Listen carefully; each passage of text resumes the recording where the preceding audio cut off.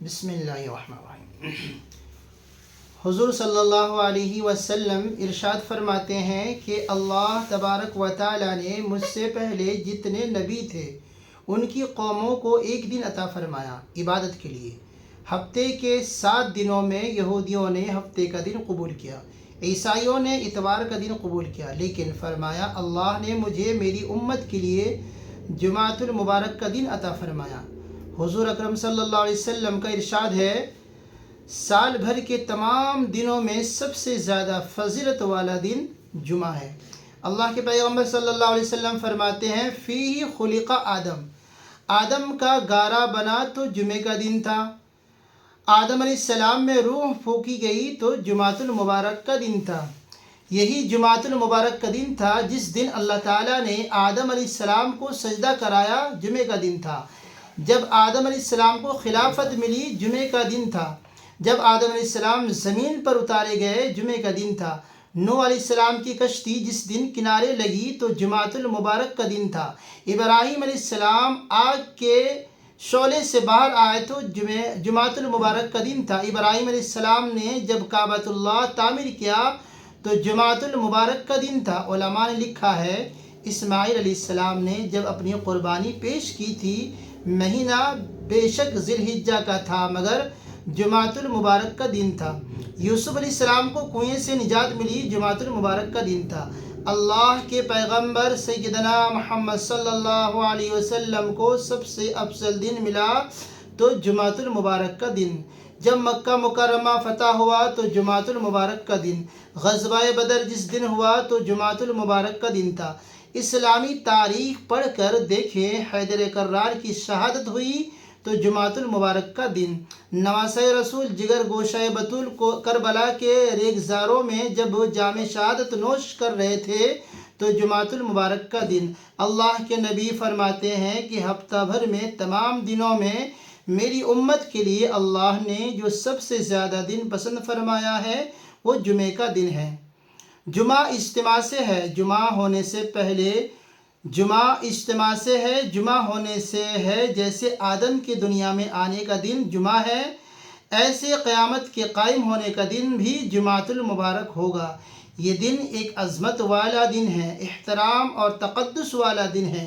علماء نے لکھا ہے کہ جمعہ کو جمعہ اس لیے کہتے ہیں کہ یہ اجتماع سے ہے، جمع ہونے سے ہے۔ اس دن مسلمان جمع ہوتے ہیں، ایک جگہ بیٹھ جاتے ہیں، ایک خطیب خطبہ بیان کرتا ہے، مقتدی سامنے بیٹھ کر سنتے ہیں۔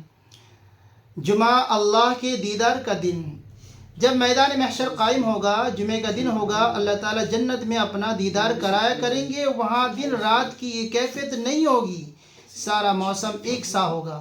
جیسے طلوع فجر کے بعد سورج طلوع ہونے سے پہلے صبح ٹھنڈا سا وقت ہوتا ہے، اس وقت ٹھنڈی سی ہوا چل رہی ہوتی ہے، بڑا خوشگوار ماحول ہوتا ہے۔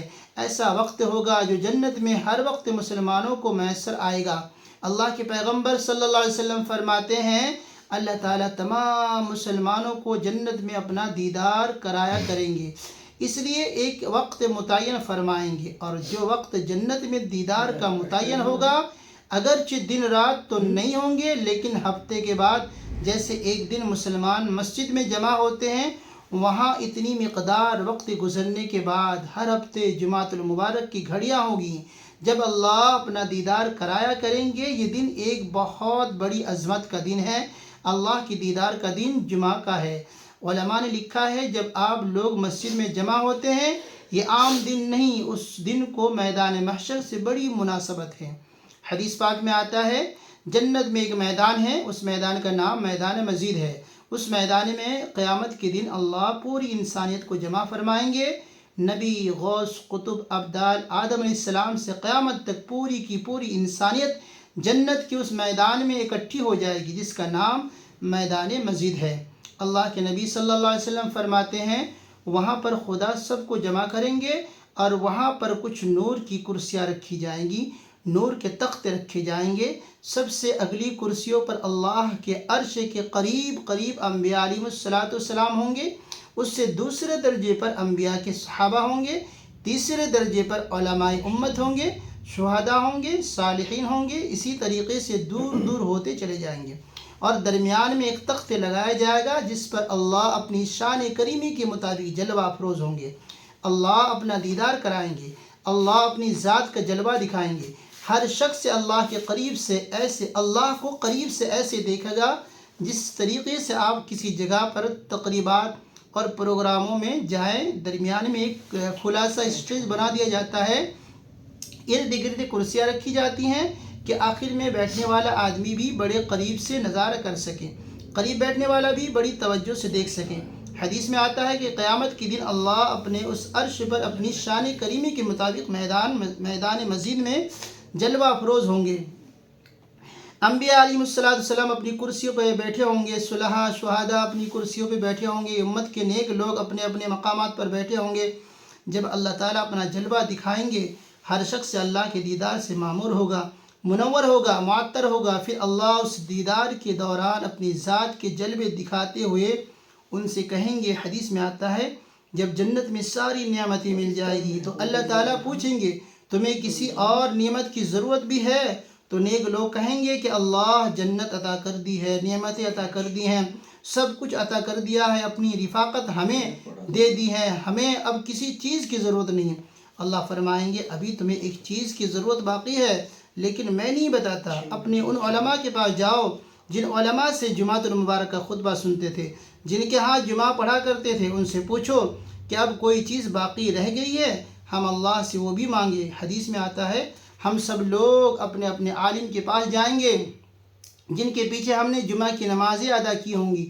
علماء ہمیں بتائیں گے کہ ایک چیز باقی رہ گئی ہے کہ ساری نعمتیں ملی، محبوب کا دیدار نہ ملے تو آدمی بے لطف رہتا ہے۔ مکان ہو، آسائش کا سامان میسر ہو لیکن اس مکان کا مکین نہ ہو، محبوب سامنے نہ ہو، یار کا دیدار نہ ہو، ان تمام چیزوں کی لذت بے مزہ ہو جاتی ہے، بے ذائقہ ہو جاتی ہے۔ اصل محب کو محبوب کی تمنا ہوتی ہے کہ محبوب کا دیدار کیا جائے۔